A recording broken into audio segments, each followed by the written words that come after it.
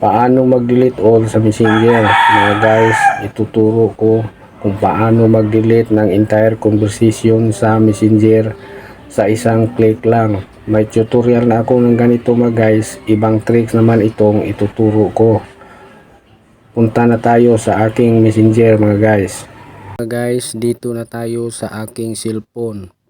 Paano mag-delete ng entire conversation sa Messenger sa isang click lang.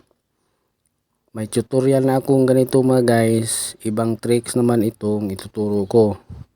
Pindutin natin guys ang aking Messenger apps.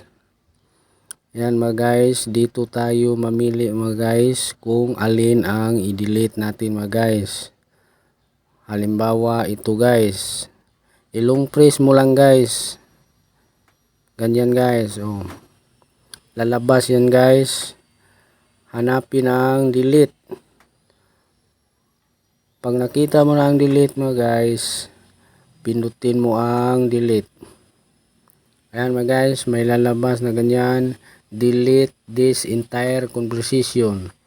Pag pinindot mo yung delete mga guys, mawawala na yung lahat ng conversation ninyo mga guys. Hindi na babalik mga guys.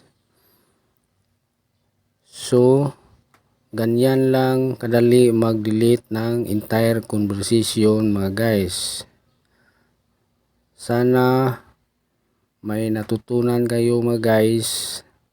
Good luck sa inyo mga guys. Bye bye. Thank you.